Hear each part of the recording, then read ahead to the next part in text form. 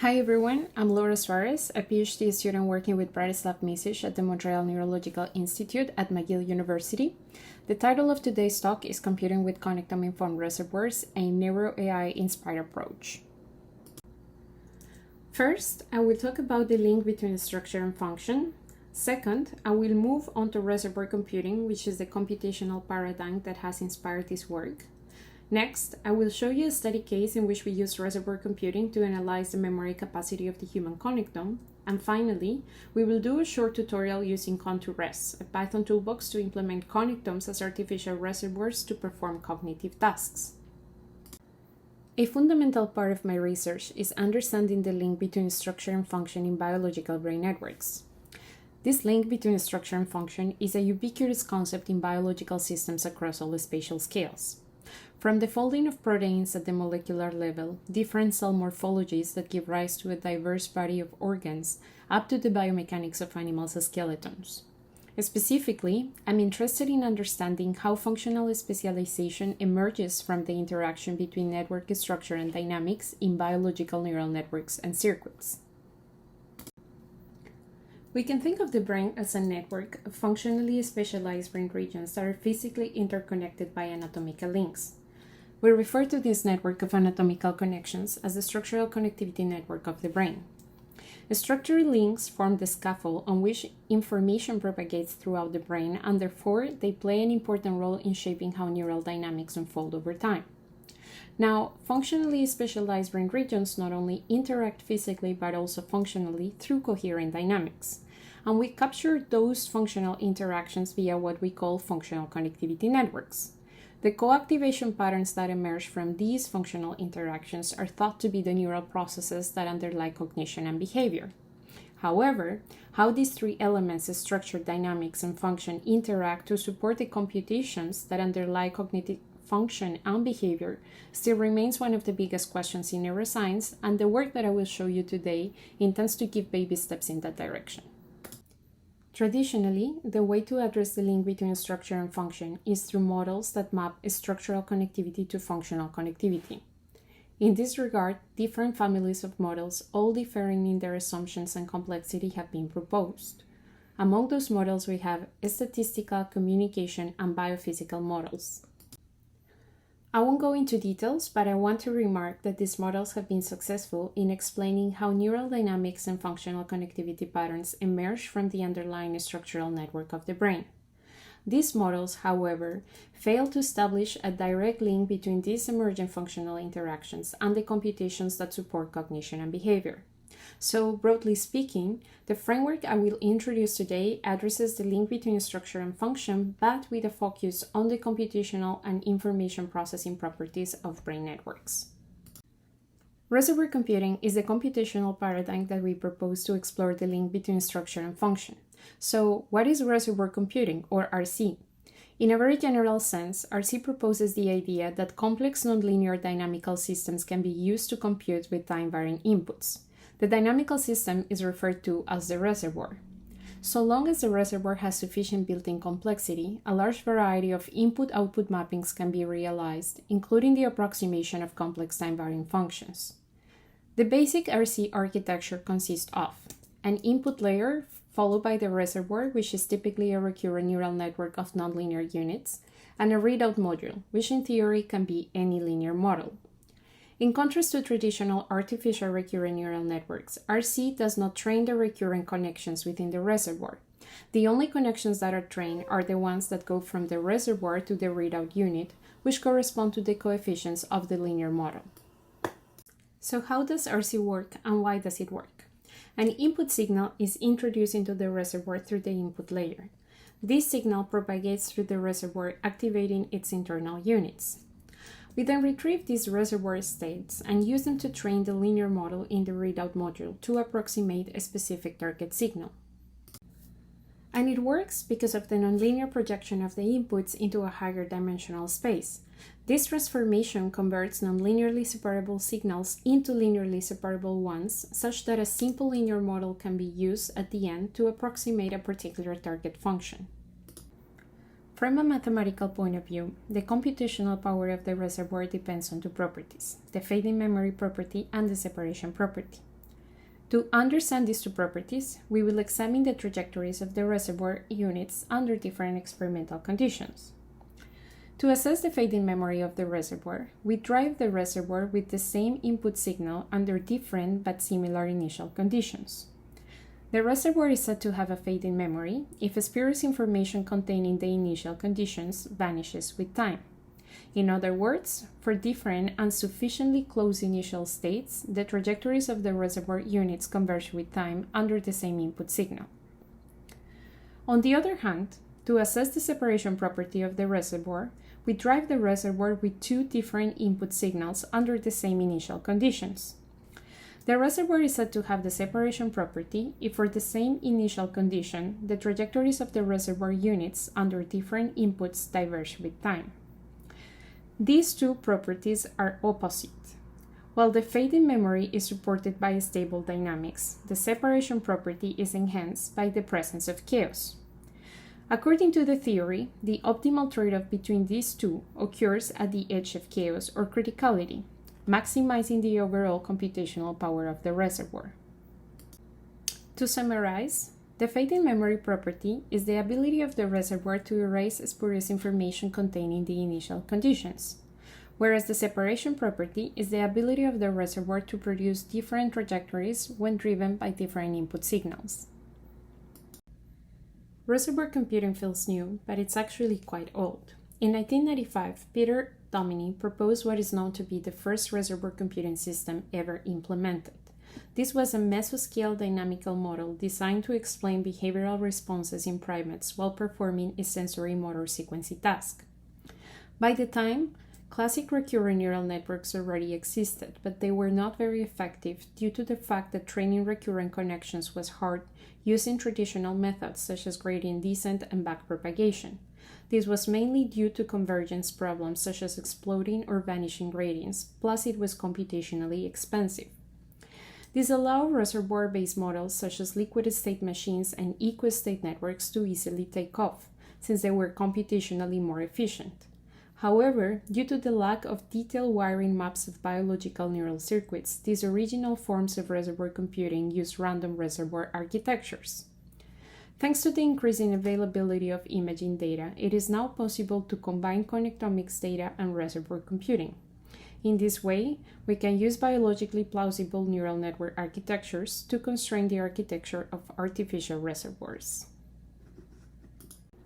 We then use these connectome-informed reservoirs to perform a memory task. In this task, a uniformly distributed random signal is introduced into the reservoir through a set of input nodes.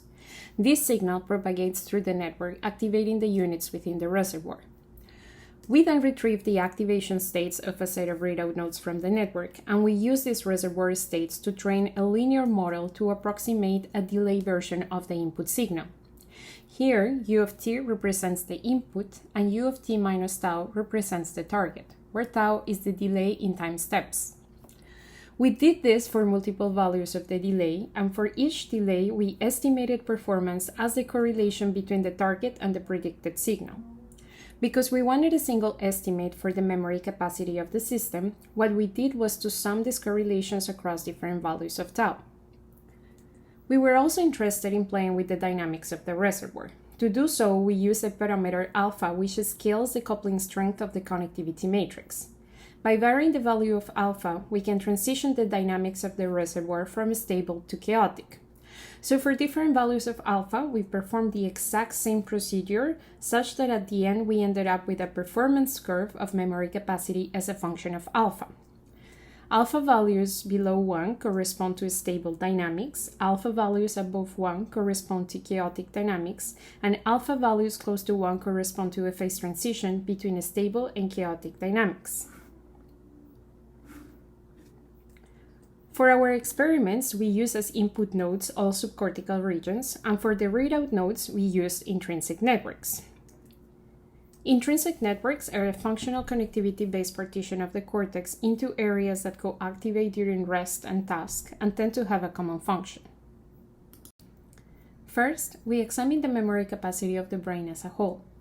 To do this, we average memory capacity across intrinsic networks, and this is the distribution across different empirical structural networks. Next, we ask two questions. First, whether the memory capacity of the human connectome depends on the underlying network topology. To test this, we compare empirical networks against a reward neural model.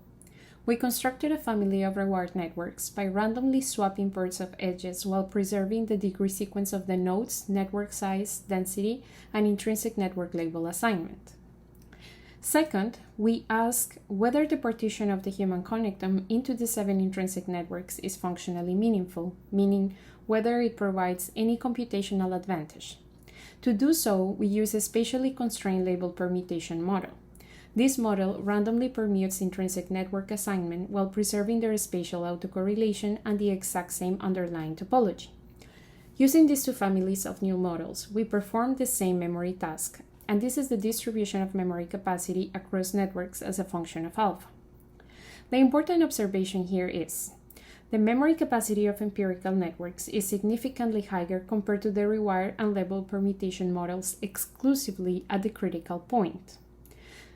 These results suggest that the computational advantages granted by the unique topological features of the human connectome and its functional modular organization are optimized in the context of critical dynamics, thus supporting the hypothesis that the human brain operates at a criticality, a dynamical regime that, as we previously saw, is thought to confer optimal information processing. Previously, we observed that the connectome only outperforms the reward models at the critical point.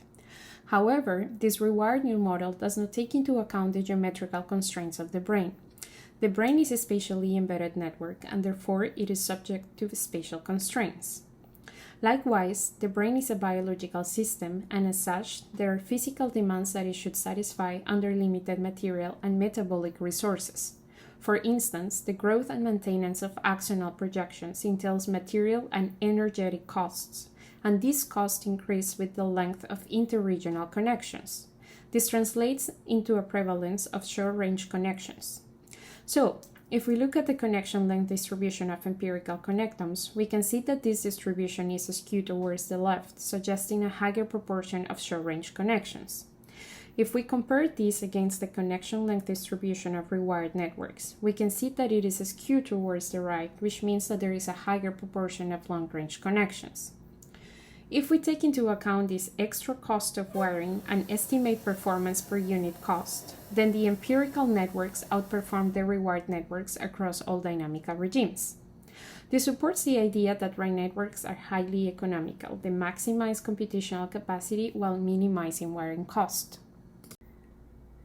The fact that empirically derived architectures perform optimally at criticality compared to a population of networks with identical low-level features but randomized high-level topology provides evidence that optimal performance at criticality is supported by the unique topological features of the human connectome. Imposing the intrinsic network partition on the structural connectome yields better performance, implying that the modular organization of the brain as defined by these intrinsic networks constitutes a computationally relevant feature of the human connectome.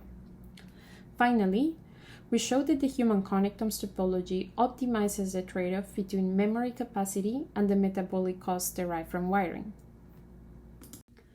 Because of the various advantages of this hybrid approach, we decided to build an open-source Python toolbox, Contour-Res. In a nutshell, Contour-Res allows users to implement biological connectomes as artificial reservoirs to perform cognitive tasks. The Contour-Res toolbox and this combined framework in general has several advantages. First and foremost, it is flexible in terms of network architecture and dynamics. The Contour-Res toolbox allows arbitrary network architecture and dynamics to be superimposed on the reservoir. In terms of network architecture, the Contour-Res toolbox can readily accommodate network reconstructions at different spatial scales, from microcircuits to large-scale brain networks, and is not limited to any particular imaging modality. In terms of local dynamics, right now the toolbox supports a few different local nonlinearities, but hoping to include spiking dynamics in the near future. Second, the Contour-Res toolbox is versatile, which comes as a consequence of being flexible. The fact that any network architecture can be used opens numerous opportunities to investigate different aspects of the link between structure and function. For example, By implementing the connectomes of different individuals, we could study connectome-based individual differences in computational capacity. We could also explore the functional consequences of network perturbations, including external stimulation or pathological changes in network architecture. Furthermore, if networks reconstructed at different points in either development or evolution are implemented, we could study how structural adaptations across ontogeny or phylogeny shape the computational capacity of brain networks. Alternatively, implementing synthetic networks, we could investigate the computational benefits of specific architectural features, such as hierarchies or modules. Here we briefly illustrate the streamlined ContourRes workflow. ContourRes has a modular architecture, and therefore each step in the workflow is supported by a different module. The basic ContourRes workflow consists of the following steps. First, fetch task dataset. This step requires the name of the task or a labeled dataset for supervised learning and is handled by the task module. Second, set connectivity matrix, which requires a connectivity matrix as well as the set of input and readout nodes. This is handled by the connectivity module. Third, simulation of reservoir dynamics. This step requires the specification of the type of local dynamics and is handled by the class reservoir in the reservoir module. Fourth, learning. This phase requires the user to specify the type of linear model to be trained by the readout module. Finally, the assessment of performance step is handled by the performance module, and the performance metric is based on the type of linear model. Each step in the workflow is also accompanied by a graphical output, which we will see in detail in the hands-on session and helps the user to understand what is going on in each of the training stages.